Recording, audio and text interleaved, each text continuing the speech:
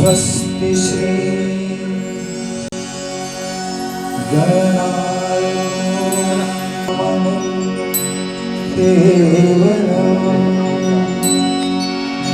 लेण्याद्रौ गिरिजात्मजं सुवरदं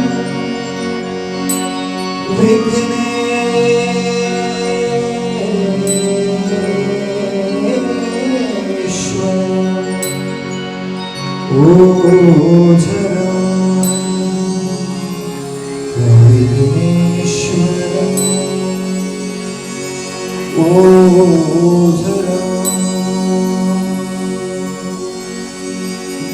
ग्रामोराजन संस्थितो गणपति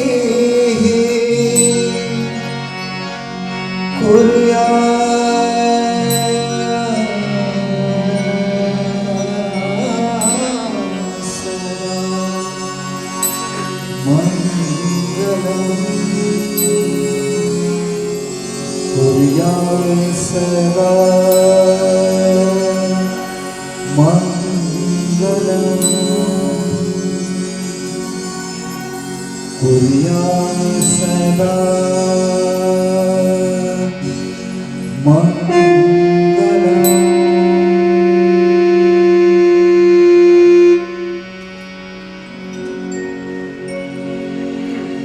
नमस्कार।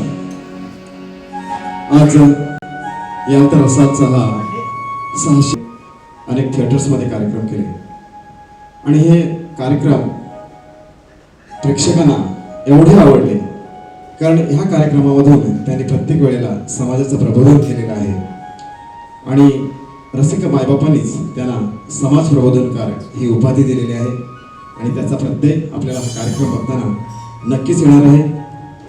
700व्या प्रयोगाकडे ह्या एकपात्री प्रयोगाची वाटचाल या ठिकाणी होतोय। महाराष्ट्रामध्ये अनेक एकपात्री प्रयोग झाले आणि हा वाद्यवृंदासमवेतचा एकपात्री एक वेगळा प्रयोग, एक विनोदाची वेगळी परिभाषा आम्ही आपल्या समोर सादर करणार आहोत आणि या व्यासपीठावर या रंगमंचावर मी पाचारण करतोय। या कार्यक्रमाचे सादर करते श्री संजीवन ठाकरे।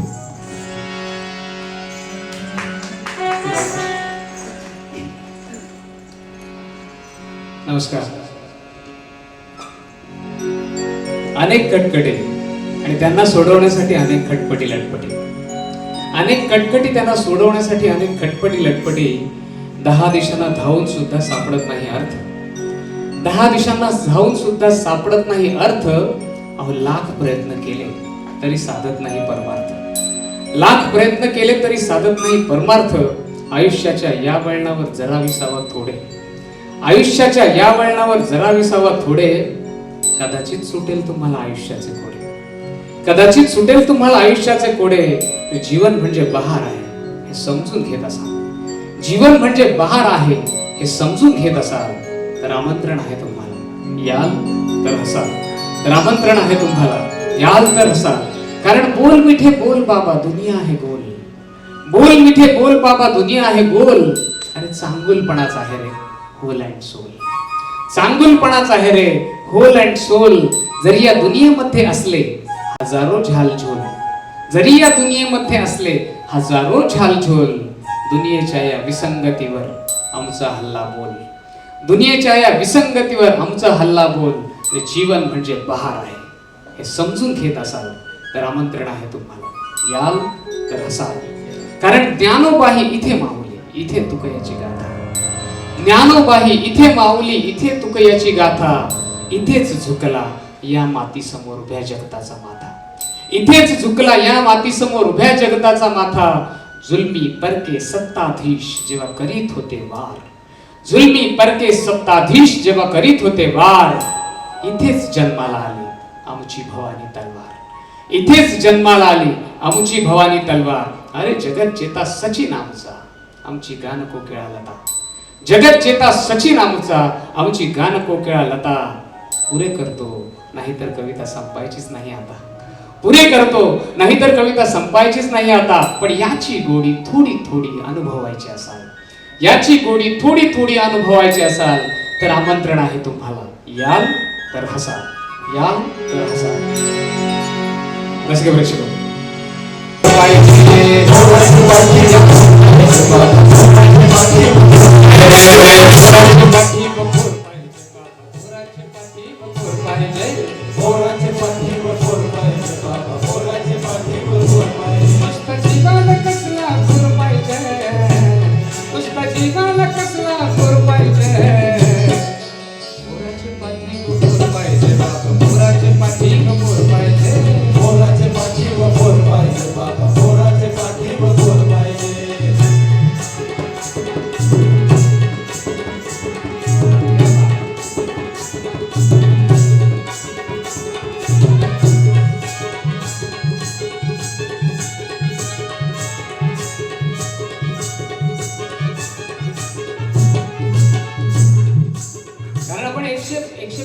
असलेल्या देशात राहतो.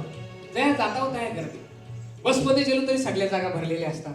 आपल्याला बसायला जागा नाही. मग आपण असे बघतो काय जागा आहे काय. तवरण कंडक्टर येत आहे, वाहपुर वाहपुर वाहपुर. मग आपण कसा तरी मधीन मधीन घुसायचा आणि बसलेली लोक आपल्या पाठणी बघतात आणि जी उभी असतात त्यांना ड्रायव्हर पुरं करतंय. पहिला ब्रेक मारला का आवडव येतात, दुसरा ब्रेक मारला का आवडव येतात, तिसरा ब्रेक मारल्यावर ड्रायव्हरच्या जवळ थाकाया जा. ही झाली एसटीची गर्दी. 3 चाकी रिक्षा असताना आपल्या त्या मंगारच्या 3 सीटा भरलेल्या. ड्रायव्हर आपला पुरं बसलाय. दुसरा कोणतरी हात येतोय, दादा मनाशे मनाशे ये या ये बस. दुसऱ्या कोणाला तर ताबडतोब मना घे या बस या बस. मला प्रश्न पडतोय आता यो का नाव बसला आहे. आणि आमच्याकडे ज्या मोठ्या रिक्षा असताना मिनी डोर त्यांना आमच्या गावात डुबडुब बोलतात का टुमटुम बोलतात का काय काय बोलतात. त्यांना साहसनी रिक्षा बोलतात. त्या का मला समजत नाही साहसनी रिक्षा का बोलतात. कारण आवरी त्यांच्या माणसा भरलेली का एकाचा आवरा भाग त्यांची बाहेर आलेला रिक्षांची. त्यालाच विचारतात माम माम जागा आहे जागा आहे. दुसराच येते बाहेर ए जागा नाही समज नाही. यो काय जेला यो पनवेल येईपर्यंत का बाहेर निघायचा नाही. यो जेला काय एकदा जेला. या गर्द्या रिक्षांच्या ट्रेन मधल्या ट्रेनची तर बाबा मुंबईचे सगळे लोकांना ट्रेनची सवय झालेली. आवडी माणसा चिकटून ती ट्रेन पकडायला अशी लोक जातात का जशी ती ट्रेन स्वर्गात जाणार आहे. स्वर्गात जाणार आहे ती ट्रेन. जशी काय कोणचा हात सुटला मेला पाय पडला मेला पण काय घराला लवकर जाऊन करताना देऊ जाणं आवडे. पण प्रत्येकाला घरा लवकर जावंच असतं बरं. अशी ट्रेन मध्ये सगळी माणसं उभी एकमेकाला चिकाटलेली. जागा नाही काय. ज्याची उंची कमी तो मेला. कारण त्याला त्याचा आवरा प्रॉब्लेम का त्याचा टोन याची ढोलशी तरी नुसता बिचारा वासाशी हैराण बरा करील काय. त्याला दुसरी जागाच नाही. तो यांची टोन काढते त्या अंगण नेते ते बाजूला. तो बाबा आवरा खराब. तो बोलते र पहिला गाबला 12 वाता आयो साला अंग धुवून नाही आला. तो बिचारा बोलते अरे कुर्ला कब आएगा कुर्ला कब आएगा. कुर्ला यायपर्यंत उरला सुरला थापला. कारण याला टेन्शन आवरा भारी का देवा देवा देवा. बरं ते प्रॉब्लेम काय होते गर्दी लफड्यांची पोरं असताना त्यांची मजा उरते. ती ट्रेनमध्येच तिला मिठ्या मारतात ताबडतोब त्यांच्या त्या गर्दीमध्ये. त्यांचा चालू होतंय ना इकडं बाजूला साल्यांनी संस्कृती बुडवली हरामखोरांनी. मूर्ख साले हरामखोर. तू कणाला तापतस. तू खरा जाणं बाबा त्यांना करू दे काय करताना ते. तुझी संस्कृती तू वारव बाबा. तू कणाला यांच्यामध्ये पडतस. पण हे गर्दीचा फायदा सगळ्यांना असते. तुमचा आमचा आम्हा सगळ्यांना ना. आवडी गर्दी असते ना त्या ट्रेनमध्ये. आवडी चिकाटलेली माणसं एकमेकाला जाम चिकाटलेली. जरासा आपण मंगारी हात नेला तरी दुसरा बोलतोय मेरा क्यों खुजाता है. बोलो तेरा है क्या फिर मेरा किधर है. आवडी गर्दी बाबा बाबा. पण कती गर्दी झाली तरी पोरा पाहिजे. पोरा पाहिजे. का पोरा पाहिजे. अरे एका बाबा कसा बाबाचा नवरा इष्ट म्हणला देवाचा. अरे एका बाबा कसा बाबाचा. अरे एका बाबा कसा बाबाचा नवरा इष्ट म्हणला देवाचा.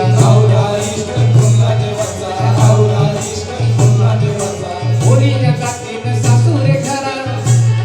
या पोरीच्या जातीनं सासूरे घरानं. जावई चांगला मिल्लात बरा. जावई चांगला मिल्लात बरा. जावई चांगला मिल्लात बरा. पोरीच्या जातीनं सासूरे घरानं. जावई चांगला मिल्लात बरा. जावई चांगला मिल्लात बरा. जावई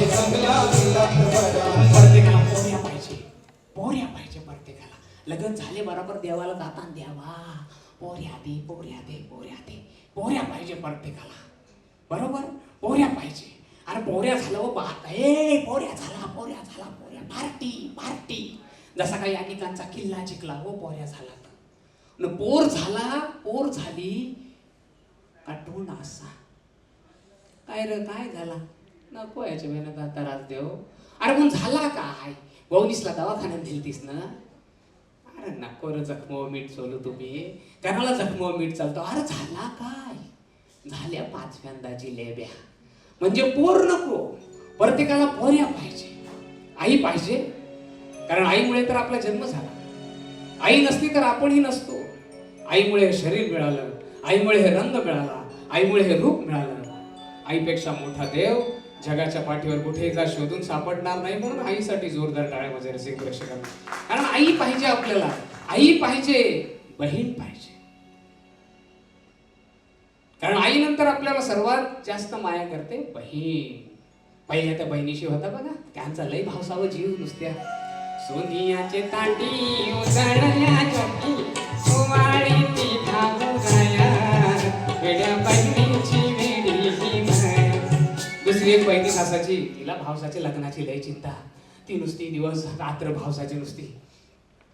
गोरी गोरी पाट फुलासारखी छान, गोरी गोरी पाट फुलासारखी छान, एक बहिणी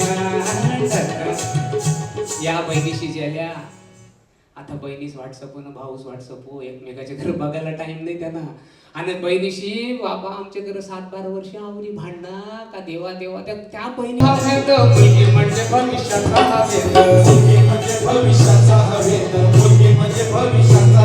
अरे पोरा पोरी मध्ये नको हा भेद.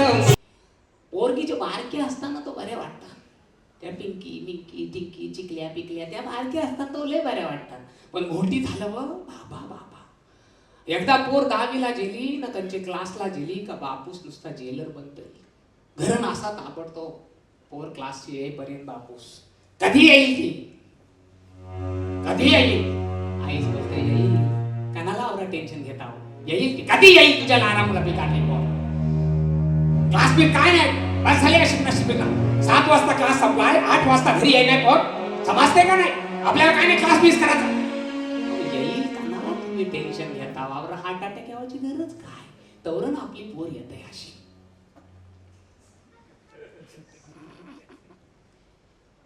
ताबडतोब बापूस विचारते कोण होता तो, कोण होता. पोरगी बोलते कोण होता. ज्याच्या गाडीवर आलीस तो कोण होता, कोण होता तो. पोरगी बोलते माझा फ्रेंड होता. फ्रेंड फ्रेंड तुझी बापाशी फ्रेंड. पुन्हा जर आलीस तर त्याच्या गाडीवर बाप आजी बाप नाही जायचं त्याच्या गाडीवर. तंगड्या करून हातान जाईल लक्षात ठेव. बस चल चल बघ. पोरगी ताबडतोब घरात. आणि पोरगा ग ग ग ग ग. आमचा पोरगा 10 वाजता येतो कोणला घाबरत नाही मान. आमचा पोरगा 12 वाजता येतो कोणला घाबरत नाही मान. आमचा पोऱ्या 1 वाजता येतो. संस्कृती काय पोरी टिकायची बाबा. या पटत असेल तर जोरदार टाळ्या. कारण पोरी असल्या पाहिजे, पोरगी नसली तर जमाजा नाही. कारण भेदभाव आहे. पोराला भेद. काकूच बोलून बाय माझे चाव नको, तुझा नको, कॉफी नको, मी चाललो. हे उपाय नाही, हे उपाय सगळे बाहेरचे. मी जो उपाय सांगतो तो जर तुम्हाला आवडला तर नक्कीच टाळ्या द्या. गेल्या रक्षाबंधनाच्या दिवशी हा जो माझी कवितेची आवड होती अगदी फेसबुकवर खूप गाजलेली होती. जर तुम्हाला आवडला तर जरूर टाळ्या. उपाय आहे का दुसऱ्यांच्या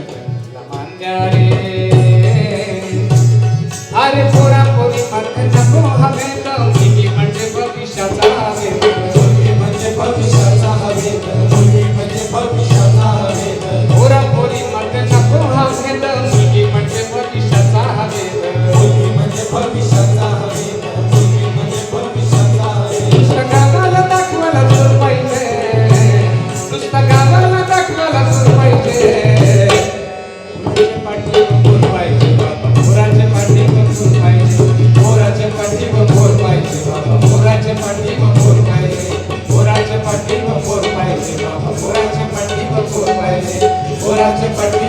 पाहिजे मोराचे पाहिजे. धन्यवाद रसिक वृक्ष. अजून काही ऐकायचं? अच्छा ऐकायचं.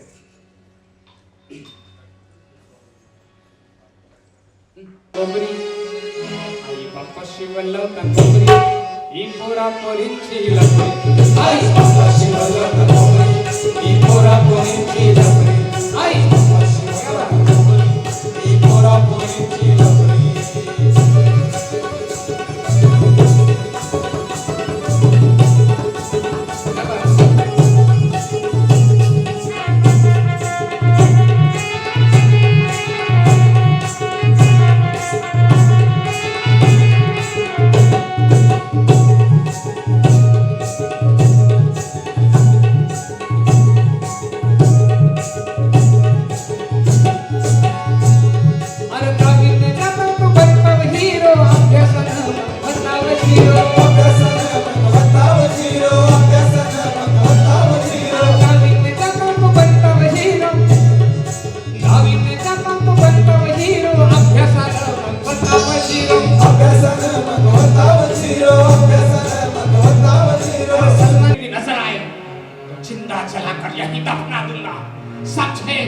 ये शहर तुम्हें छोड़ के जाना पड़ेगा.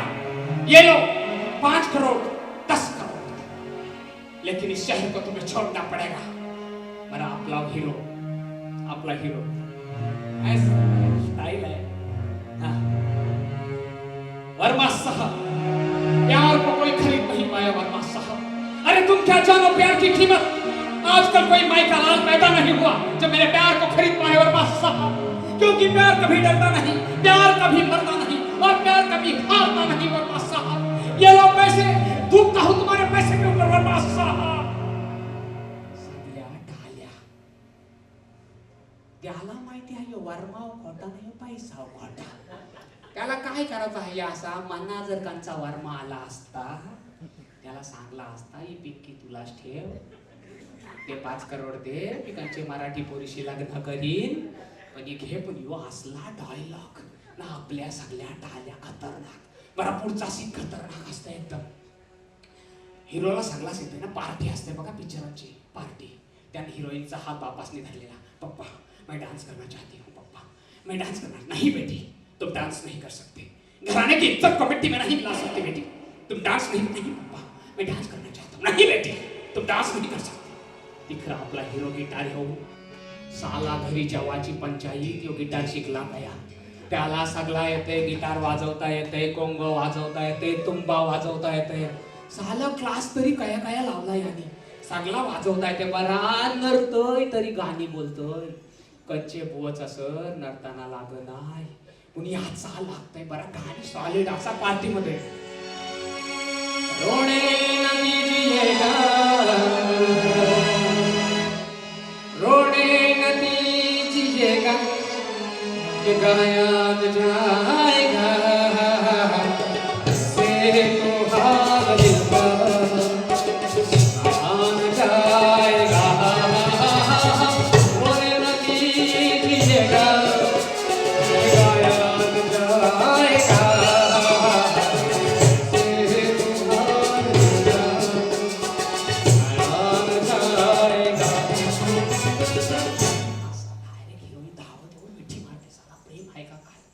खतरनाक सीन असते. शेवटी वर्णाला समजतंय काय भीक मागे आपले पोरीचा काय त्रास सोडणार नाही. मग ताबडतोब त्याला डायरेक्ट बरं पिक्चरांच्या पार्ट्या असतात बघा. आपल्या मराठी लोकांच्या पार्ट्या बसून गोल गोल बरं. 9 वाजता पार्टीला सुरुवात, 12 वाजता दुसऱ्या पार्टीचा एंड. दुसरा काय नसते, योच पार्टीचा एंड.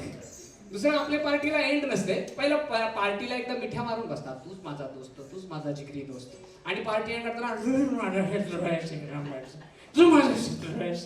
हे पार्टीचा एंड असतात मराठी. पण हिंदी पिक्चरांच्या पार्ट्या तशा नसतात.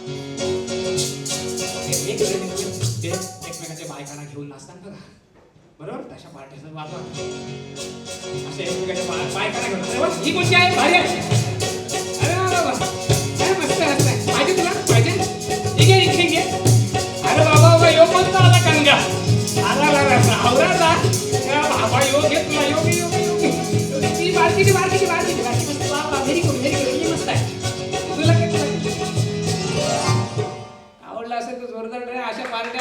कपूर पासून बघत आलो, पण या पार्ट्या झाल्यावर ना वर्माचा राग येतो. मिळाली असं म्हणजे असं काय वाटलं की आपण एक तरी प्रयोग करावा असा लोकांसमोर? अच्छा, खरं म्हणजे एक पात्री प्रयोगाची जी परंपरा आहे महाराष्ट्रामध्ये ती फार पुराण अगदी काळापासून आहे. लक्ष्मण देशपांडेंनी केलं, राम रंगरकरांनी केलं, त्याच्यानंतर मग कुटुंब रंगलंय काव्यामध्ये त्यांचं आलेलं.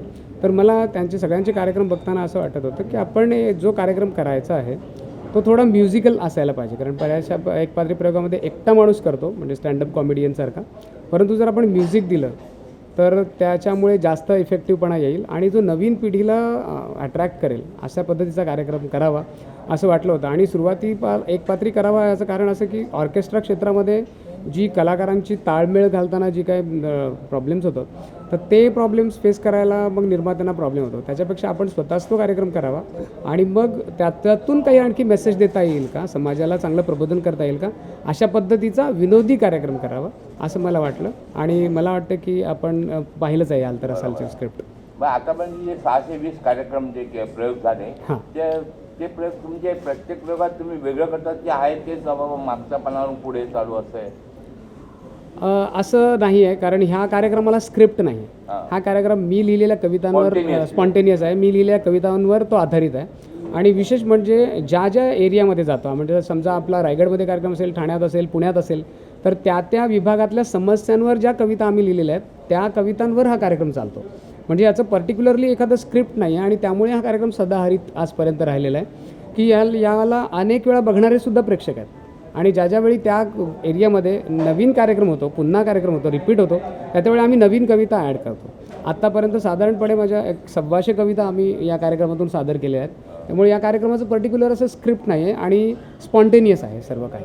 मग या कविता तुम्ही विनोदी ढंगातून सादर करतात आणि विनोदी किस्से वगैरे पण सांगतात? हो, यामधून त्या कवितेला अनुषंगाने जे किस्से येतात आणि जे जनमानसात नेहमी घडणारे किस्से आहेत, प्रसंग आहेत, समजा शाळा असेल किंवा कॉलेजेस असतील किंवा रेल्वे फाटक असेल किंवा जिथे जिथे आपल्याला विनोद सापडेल तो विनोद वेचून आणून आम्ही प्रेक्षकांसमोर ठेवण्याचं काम करतो. मला एक शेवटचा प्रश्न, महाराष्ट्र शासनाकडून काय तुम्हाला याबद्दल काय मदत किंवा काय आश्वासन मिळालं आहे का की तुम्ही अप्रोच झालात का त्यासाठी की आगरी भाषेसाठी बाबा काहीतरी करतो? खरं म्हणजे हा तुम्ही फार मोठा प्रश्न विचारलात. आम्ही या प्रश्नाचा इंतजार करत होता असंच म्हणा.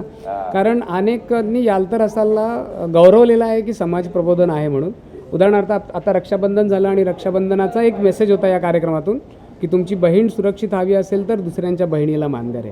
आणि स्त्रियांवर जेवढे अत्याचार होतात, आपल्या समाजामध्ये जेवढे काही प्रसंग आहेत त्याच्यावर आम्ही समाज प्रबोधन करत आलेलो आहोत आणि हास्य प्रबोधनकार अशी समाजानेच मला पदवी दिलेली आहे. तर मला विनंती आहे शासनाला किंवा काय की त्यांनी जरूर या कार्यक्रमाचा विचार करावा आणि मिळून आपण यामध्ये प्रबोधनाचा जो कार्यक्रम आहे, तरुणांसाठी आपण विशेषतः कार्यक्रम करतो आहे. तरुणांच्या व्यसनाधीनतेवर याच्यावर आघात आहे, जातीयतेवर आघात आहे, स्त्रियांच्यावर अन्याय आहे, स्त्रीभ्रूण हत्येवर आघात आहे. तर या सगळ्याचा शासनाकडून जर आमचा हा कार्यक्रम स्पॉन्सर झाला तर मात्र हा अगदी तळागाळातल्या लोकांपर्यंत जाईल आणि फार कमी वेळामध्ये आम्ही समाजाचं जे प्रबोधनाचं कार्य हाती गेले त्याला हातभार मिळेल. पण तुम्ही अप्रोच झाला का सांस्कृतिक? नाही, अजूनपर्यंत साहेब आम्ही अप्रोच झालेलो नाही. अप्रोच झालं तर माझं उत्तम होईल, तुमचं काम होईल. मला चालेल, आपण जरूर अप्रोच होऊ. जर आम्हाला कोणी मार्गदर्शन केलं की तुम्ही या ठिकाणी जा असं करा तर आपण जरूर याचा विचार करू आणि शासनाला अप्रोच. ओके, सेम हिंदी में जी हिंदी में क्या कहना चाहेंगे सर? ये अगर हास्य रंग की बात करें जी, क्या कहना चाहेंगे और क्या है ये बेसिकली आज इवेंट जो हुआ उसके बारे में अगर जानना चाहें तो क्या कहना चाहेंगे?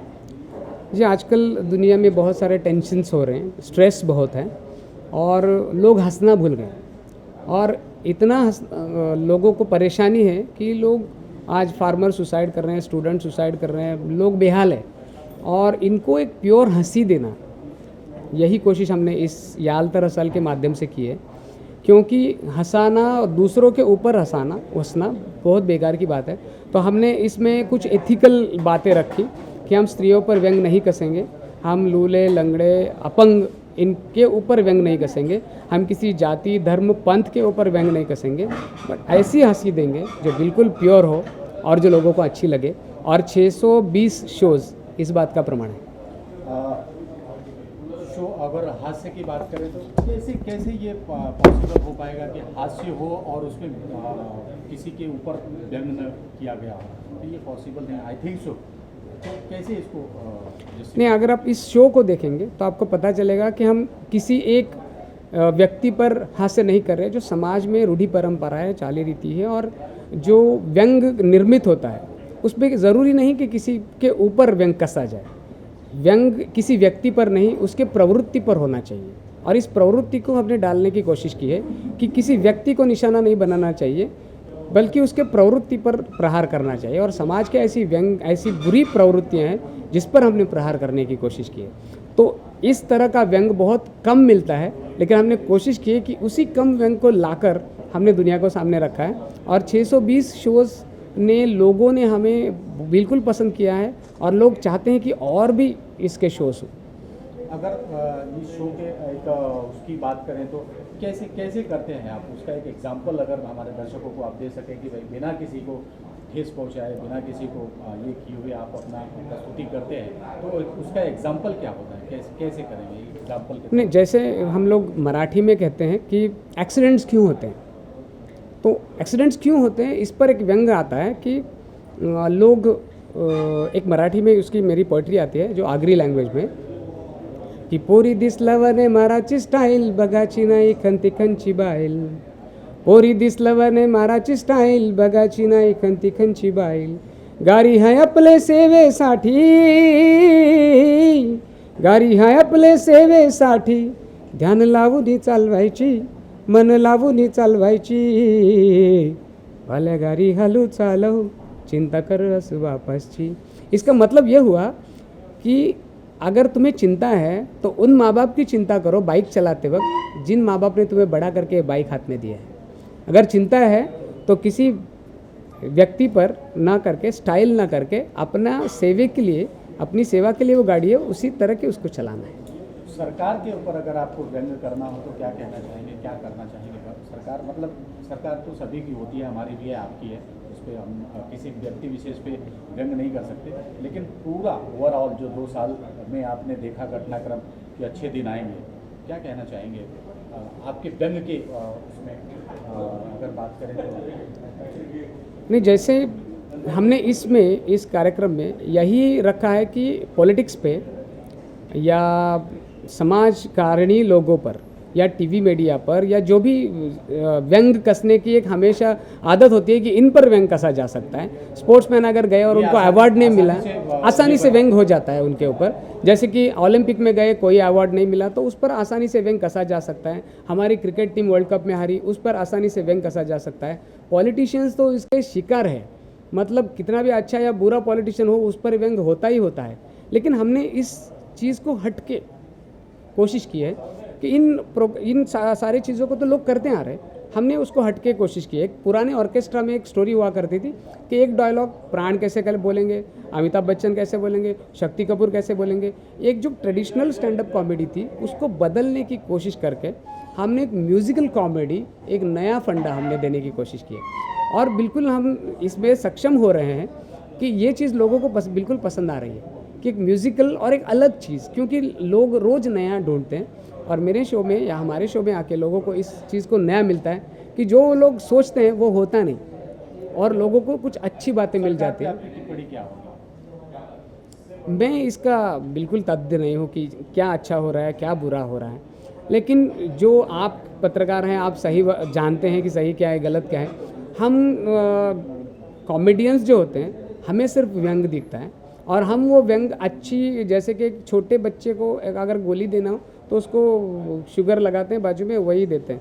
हम लोग वही करते हैं व्यंग में कि ताकि ये चीज़ जाए, अच्छी तरह से जाए, किसी को गुस्सा ना आए। इसके लिए हमने इस माध्यम से एक प्योर कॉमेडी देने की कोशिश की और याल दरअसल एक प्योर कॉमेडी है और एक समाज प्रबोधन का मैसेज जाता है। सब एक कदम आगे बढ़ते हैं, चलते चलते आगे।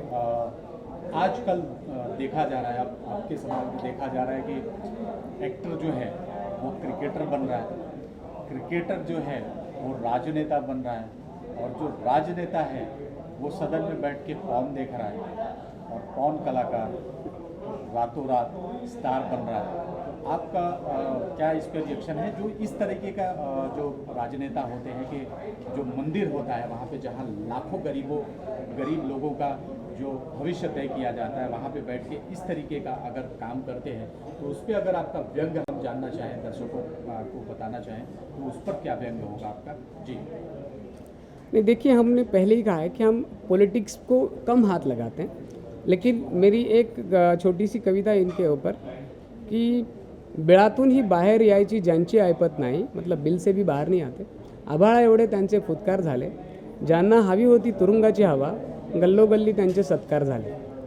मतलब जिनको तुरुंग में बैठना था उनके सत्कार हो रहे हैं। तो ये व्यंग के माध्यम से बिल्कुल हम कहते हैं और बड़े ज़ोर शोर से कहते हैं, लेकिन कहते वक्त ये ख्याल रखते हैं कि हम किसी को व्यक्तिगत रूप से चोट ना पहुंचाएं। अगर यही हमारी मतलब एक कॉमेडियन का चलना होता है, वो एक डोर पे चलते हैं, ज़रा सा इधर फिसले उधर फिसले तो आप ही लोग हमें कर देंगे।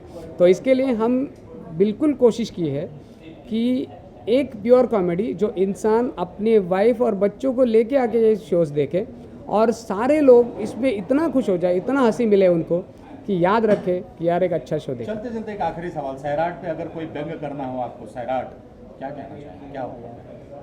जो हमने इसमें पहले जब आप शायद नहीं थे तो हम मेरी एक पोइट्री आती है कि आई बापशी वल्लभ तनबोबरी ई पोरा पोरींची लफरी, डावीने जातो तो बनताव हिरो, अभ्यासानं मग होताव झिरो, सलमान करीनाचं बघून नखरं करताव आपले आयुष्याचं खोबरं, नशिबाची हांडी होतय उपरी। इसका मतलब है कि अगर आप 10वीं में हीरो बन रहे हैं, जैसे सैराट बन रहे हैं, तो इस सैराट से आपको नुकसान ही होगा।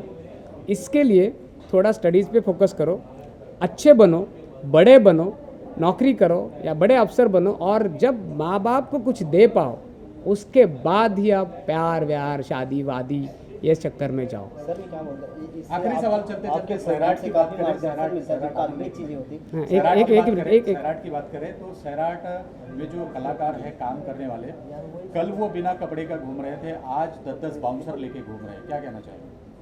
देखिए, सब नसीब होता है। अगर आप हमें अच्छी तरह से पेश करेंगे तो हमें भी एटलीस्ट 2 बाउंसर तो मिल ही जाएंगे, है ना। ये सब 620 शोज़ के बाद भी हम यही हैं, और वो मीडिया है जो ये सब करता है, और ये लोकशाही का 4th स्तंभ है जो सबसे बड़ा है। अगर आप हमें हमारे इसमें अच्छाई देख रहे हैं तो आप ज़रूर आगे ले जाएं, क्योंकि सारी चीज़ें आपके ऊपर डिपेंड करती है। सैराट एक अच्छी फिल्म है, लेकिन छोटे बच्चों को जो उसमें प्यार व्यार दिखाया है वो सारी चीज़ें, उस बात पर हम जाते नहीं। इसमें जाते हैं जो अच्छा करेगा, जो अच्छा कलाकार होगा टिक पाएगा, जो बुरा कलाकार होगा ज़्यादा टिक नहीं पाएगा। ओके, ये बोल रहा है जैसे काल्पनिक चीज़ें होती है, आप इतने अच्छे प्रोग्राम करते हैं, हंसे मार्गदर्शन मिलता है लोगों को, यंग लोगों को, तो आप कहाँ तक करेंगे कॉलेज में, मतलब ये प्रोग्राम कहाँ तक कैसे करेंगे, इसके बारे में? जैसे देखो, ये लोक कला के माध्यम से हम जाने की कोशिश करते हैं, क्योंकि लोक कलाएँ लुप्त हो रही हैं और इनको अगर जागरूक रखना है, ज़िंदा रखना है, तो लोक कला के माध्यम से चलना होगा, क्योंकि सारे वेस्टर्नाइज हम हो रहे हैं। लोग अगर हॉलीवुड में एक फिल्म रिलीज़ होती तो दूसरे दिन हमें मॉल में देखने को मिलती है, लेकिन हमारी लोक कलाएँ मर रही हैं, लोक संगीत मर रहा है।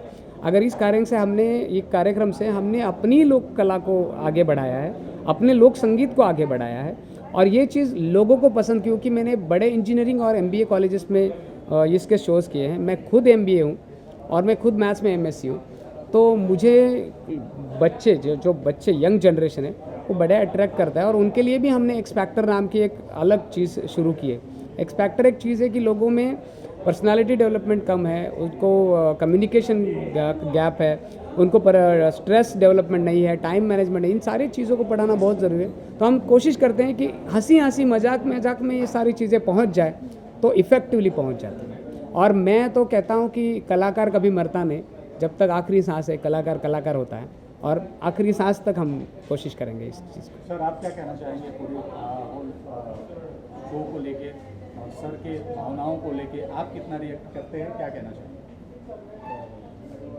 जैसे कि 620 प्रोग्राम हुए हैं और ये 12 साल की तपस्या है कि लोगों की सेवा प्रबोधन के माध्यम से हम अविरत करना चाहेंगे, हो रही है।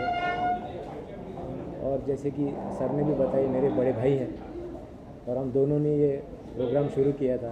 आज मेरी पूरी टीम है और जहाँ जहाँ भी हम गए हैं वहाँ बहुत प्रशंसा हुई है, बहुत आशीष भी मिले हैं हमको, बहुत सूचनाएं भी मिली हैं कि अगर जैसे आपने कहा कि सैराट के ऊपर कैसे बोलना चाहिए, अगर ये कुछ व्यंग है तो आप कैसे करोगे, तो ये सूचनाएं हमने आत्मसात की, आत्मपरीक्षण किया और उसमें उसके बारे में कुछ किया जा सकता है या फिर लोगों को कुछ दिया जा सकता है, तो वो उसकी ये प्रोग्राम के माध्यम से हमने दिया है। हमेशा यही कोशिश रही है कि किसी को बिना ठेस पहुँचे प्योर कॉमेडी दें, प्रबोधन करें, स्वच्छ और शुद्ध कॉमेडी करें, प्रबोधन करें तो लोगों के लगे कि ये प्रबोधन भी है और हंसी मजाक में भी याद रखें। यही कोशिश हमारी रही है और रहेगी। सर, आपसे जानना चाहेंगे क्या कुछ कहना चाहेंगे ओवरऑल पूरे शो के बारे में बात करें और सर के बारे में बात करें तो क्या ओपिनियन है और आप कितना रिएक्ट करते हैं? संजीवन सर का मेरे जीवन में बहुत ही महत्व है। वो मेरे गुरु है, मुझे पढ़ाया है उन्होंने विद्यार्थी दशा में, और उनका जो समाज प्रबोधन का जो भी काम चालू है, उन्होंने जो समाज की, आगरी समाज की और जो मराठी लोगों की जो नस उन्होंने हास्य के द्वारा जो पकड़ी है और उनका जो प्रबोधन किया, उससे आगे जाके बड़ा ही परिवर्तन समाज में उनके थ्रू आने का हमें इंतज़ार है। और वो प्रबोधन वो हमारे सर ज़रूर लाएंगे समाज में और उनका पूरे महाराष्ट्र भर में उनका नाम होगा, ऐसी हमको उनसे पूरी उम्मीद है और उनको मैं इसी बात पे उनको शुभेच्छा देता हूँ। प्रबोधन जी, आखिरी सवाल चलते चलते कपिल शर्मा से कितना प्रभावित हैं आप और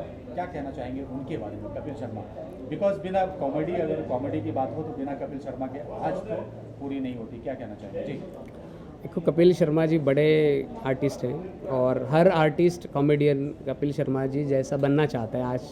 आज वो हमारे लिए हिमालय जैसे हैं और उन्होंने पूरे भारत भर में एक अच्छी कॉमेडी दी है और अच्छा ही करते आ रहे हैं और हमें उनसे बहुत सीखने को भी मिलता है कि कॉमेडी के अलग अलग अंग होते हैं। वो दर्शकों में जो बैठे रहते हैं उनकी टेर खींचते, वो कैसा लगता है? स्पॉन्टेनियस होता है। देखो, कलाकार, हमारी भी कोई स्क्रिप्ट नहीं है, जैसे उनको भी कोई स्क्रिप्ट नहीं है। जो कलाकार, जो ओरिजिनल कलाकार होते हैं, जो किसी की कॉपी नहीं करते, वो सिर्फ स्पॉन्टेनियस ही हो सकते हैं, जैसे कपिल शर्मा जी हैं।